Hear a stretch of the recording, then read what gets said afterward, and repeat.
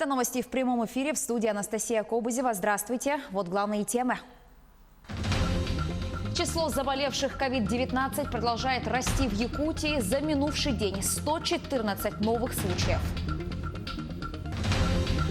Оставили детей дома без еды и отправились выпивать алкоголь. Семейной паре из Среднеколымского района грозит до 3 лет колонии за неисполнение родительских обязательств. Третий сезон летней оздоровительной кампании в Якутии планируют организовать очно.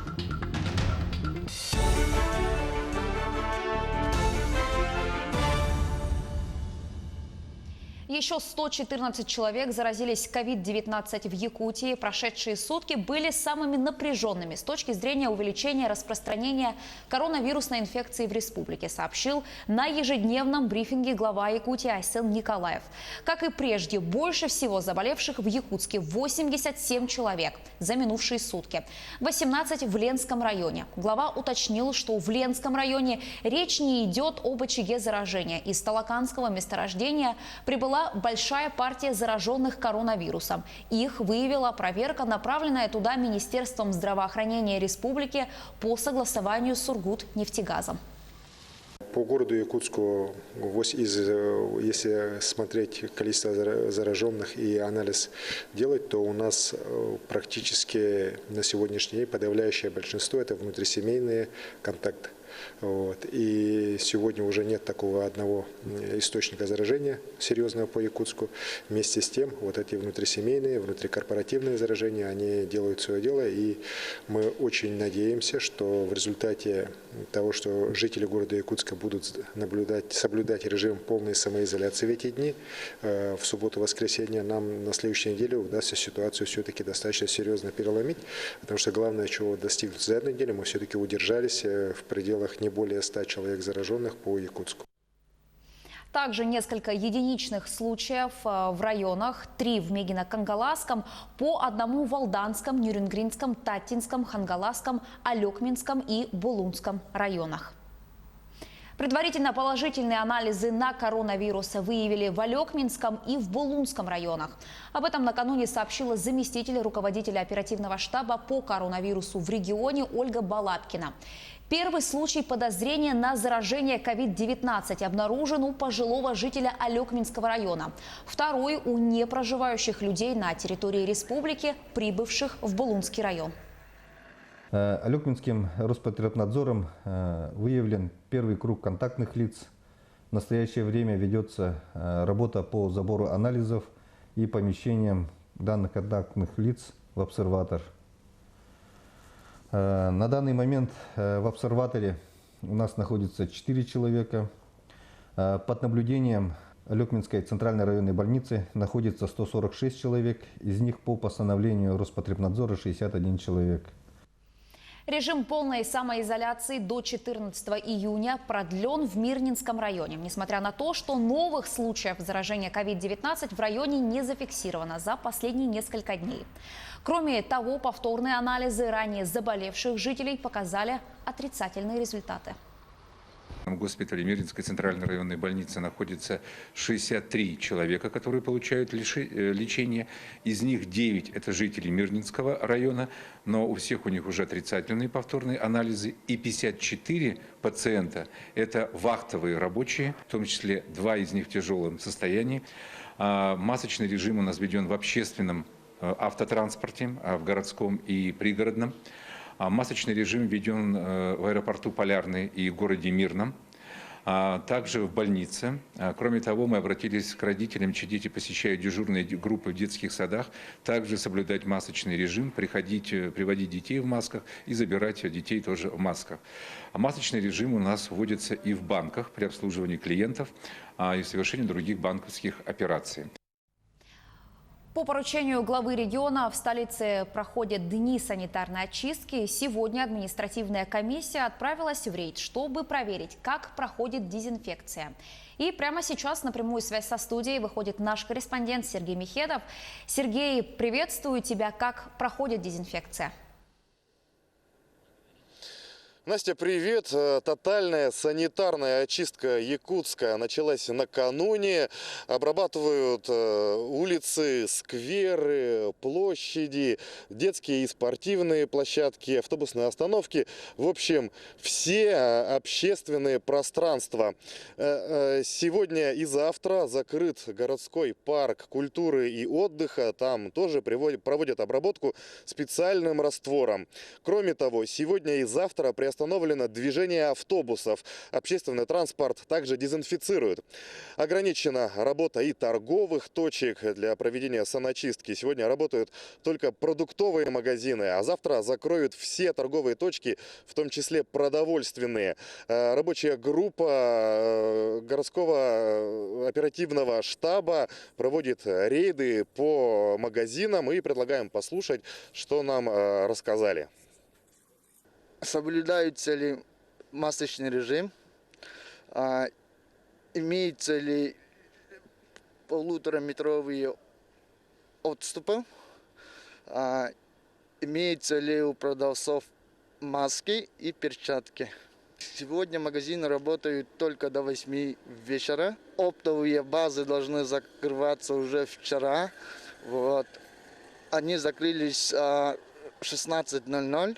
В данное время мы находимся под Труда 4. Вот. И как мы видим, они не работают. Вот. То есть они должны открываться только в понедельник. Проверяете ли вы факты режима обработки помещений?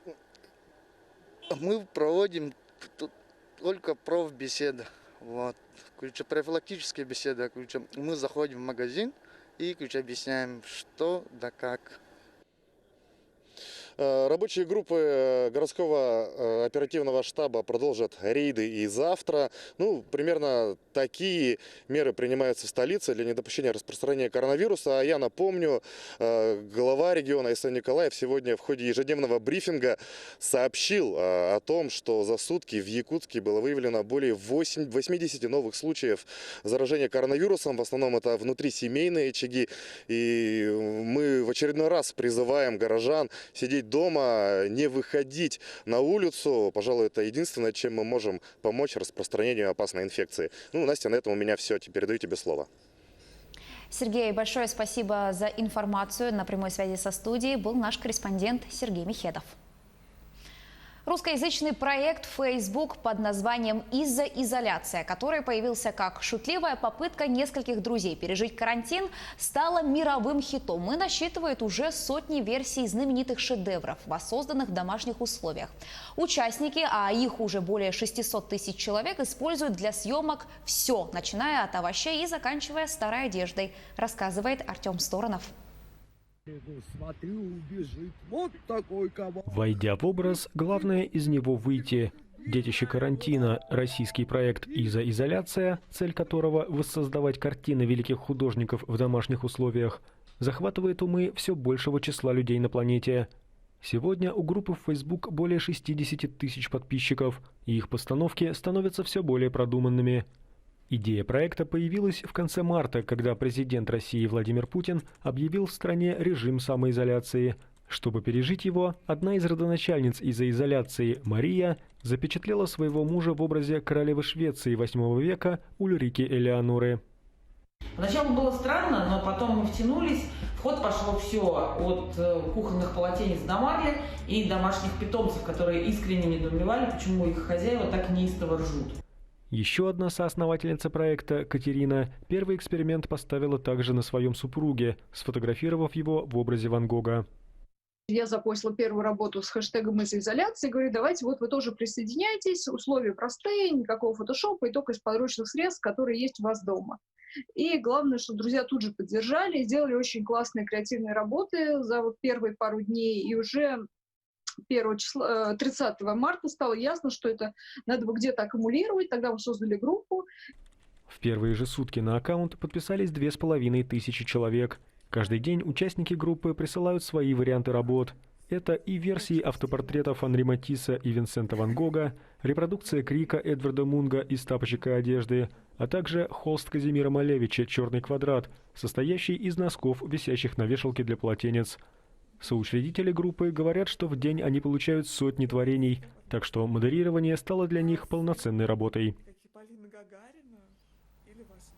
Переходим к другим темам. Следственный комитет Якутии начал проверку по факту оставления 2 малолетних детей без присмотра в Среднеколымском районе. Горе-родители отправились употреблять алкоголь, при этом оставили своих детей 4 лет и 6 месяцев без еды. Соседи услышали из квартиры детский плач и вызвали полицию. Как оказалось, родители не заботились должным образом об их здоровье.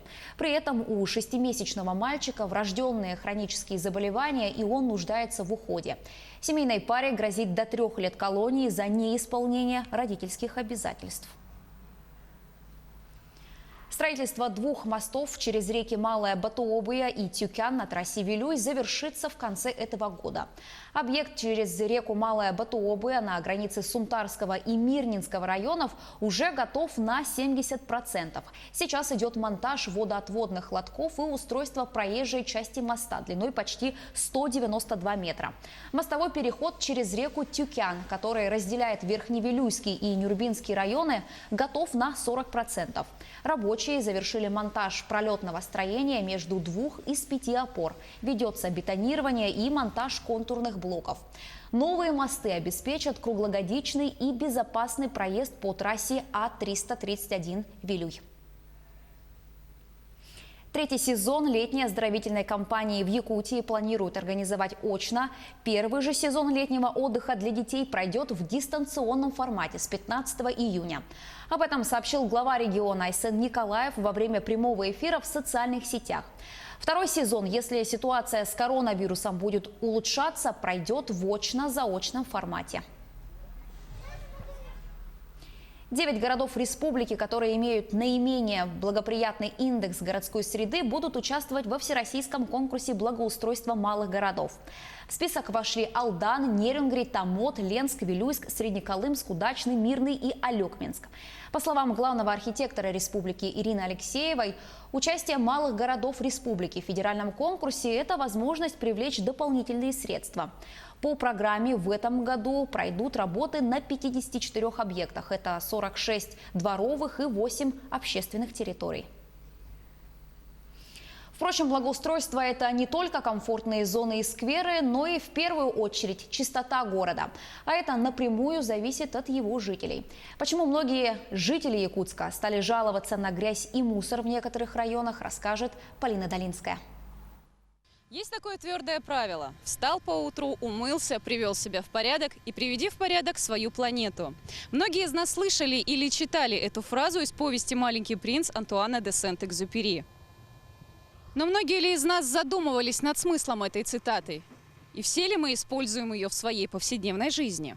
С наступлением тепла, несмотря на опасность заражения, многие жители столицы выходят с семьями на прогулку. Одни из любимых мест – это, конечно же, набережная и район дамбы. Что может быть лучше утренней пробежки или велопрогулки на свежем воздухе? Но весна открывает взору не только пробуждение природы, но и человеческое отношение к ней. Полоса водного объекта является водоохранной зоной.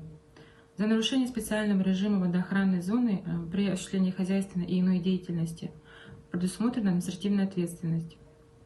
В данном случае это штрафы для граждан до 4500 рублей, для должностных лиц до 12 тысяч рублей и для организаций до 400 тысяч рублей. В последнее время в сети интернет набирает популярность шутки про то, что в период всеобщей самоизоляции природа запустила процесс самоочищения. Если это действительно так, то река Лена вернула человеку весь его мусор.